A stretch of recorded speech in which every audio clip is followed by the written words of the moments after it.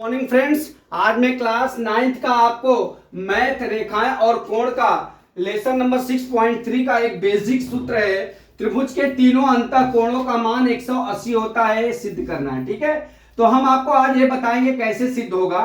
ये सवाल आपको हमेशा के लिए ध्यान में रखना होगा। आप जब पीएचडी करिए, एमकॉम करिए, जो भी करिए, तो अगर आप स्टैटिक्स पढ़ेंगे तो आपको इसमें सिद्ध करने वाली सवालें आते रहेंगी। ठीक है, तो अब हम चलते हैं। क्या हमारा क्या दिया? त्रिभुज के तीनों अंतः कोणों का मान 180 डिग्री होता है। तो पहले तो मैं आपको फिगर से समझा देता हूं, बाकी थियरी लिखा हूं वो समझा दूंगा। ठीक है, अभी मान लीजिए हमारा त्रिभुज, ये त्रिभुज है, ये त्रिभुज हमारा पी क्यू आर है। ठीक है, अब हमारा इसको हम मान लेते हैं 1 नंबर, पी को 1 नंबर, क्यू को 2 नंबर, इसमें 2 लाइन खींच देते हैं, 2 नंबर, इसको 3 नंबर। ठीक है, अब हम क्या करते हैं, क्यू आर के समांतर एक रेखा खींच लेते हैं, पी पे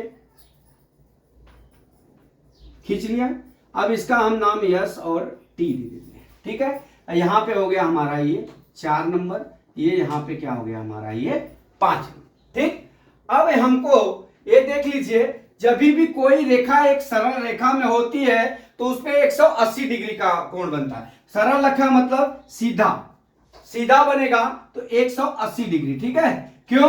क्योंकि हमारा एक बिंदु पे, ये बिंदु है, इस पे 360 डिग्री का कोण बनता है। तो जैसे ही हम एक सरल रेखा करेंगे उसका मान कितना हो जाएगा?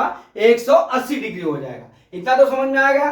अब हम चलते हैं, आपको बता देते हैं। अब यहां पे देख लीजिए, कोण 4 और कोण 2 बराबर होंगे। क्यों? क्योंकि ये एकांतर कोण है। इसी तरह कोण 5 और कोण 3 बराबर होंगे।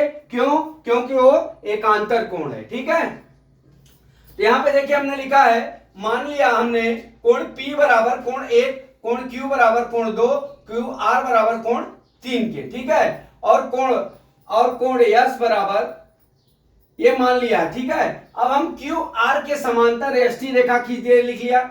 अब यहां पे कोण 4 बराबर कोण 2, कोण 5 बराबर कोण 3, ये एकांतर कोण हमने आपको बता दिया। अब ये समीकरण नंबर 1 समीकरण नंबर 2 हो गया। अब यहां पे देख लीजिए, यस पी टी एक सरल रेखा है। जब एक सरल रेखा होगी तो उसपे 180 डिग्री का कोण बनेगा। ठीक है, तो यहां पे 180 डिग्री का कोण बन गया यहां पे पूरा। ठीक है, लेकिन ये एस पी टी 3 भागों में यहां बटा हुआ है। क्या बटा हुआ है? एक 4 नंबर में बटा हुआ है, 1 नंबर में बटा हुआ है और 5 नंबर में बटा हुआ। तो एक तीनों को छोड़ के हम 180 डिग्री कर लेते हैं। ठीक है, तो हम यहां पर वही लिखा, कोण 4 प्लस कोण 1 कोण 5 बराबर 180 डिग्री लिख लिया। कोण 4 प्लस कोण 5 प्लस कोण 1 बराबर 180 डिग्री है। अब हमारा जो समीकरण 1 है और 2 है, इसके मान के बराबर हम लिख लेते हैं। यहां पे देखिए, कोण 4 बराबर हम कोण 2 लिख सकते हैं। ठीक है, कोण 1 का 1 ही दिया हुआ है। अब यहां पे क्या दिया? कोण 5 बराबर 3 है, तो हम कोण 3 लिख लेंगे। इसलिए 2 प्लस कोण 1 प्लस कोण 3 हो गया। इसलिए कोण 1 प्लस कोण 2 प्लस 3 बराबर 180 डिग्री।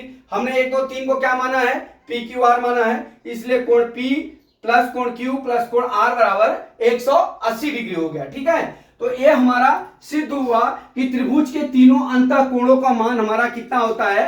180 डिग्री होता है। ठीक है दोस्तों, अब ये मैं आशा करता हूं कि आपको समझ में आ गया होगा। ये थ्योरम कोई इतना हार्ड नहीं है, खाली एकांतर कोण करके एक सरल रेखा खींच के इसको सिद्ध कर देना।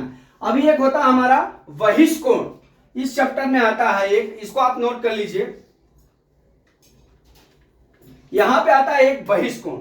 देख लीजिए, ये त्रिभुज है, मान लीजिए ये त्रिभुज हमारा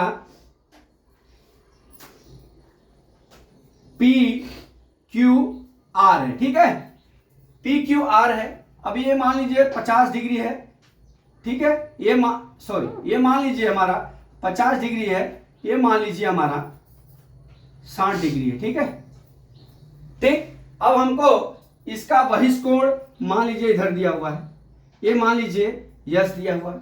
अब इसका बहिष्ठ कोण क्या हो जाएगा? ये वाला भाग हो जाएगा। ठीक है, बहिष्ठ कोण इधर बाहर वाला, मतलब त्रिभुज के बाहर जो रेखाएं आगे तक बढ़ जाती है उससे जो कोण बनता है उसके बहिष्ठ कोण कहते हैं। क्या कहते हैं हम? बहिष्ठ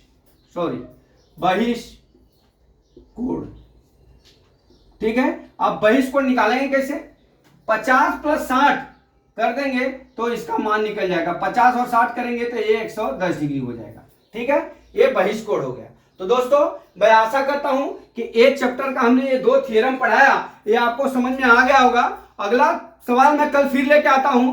जय मां सरस्वती, जय भारत माता, जय जवान, जय किसान।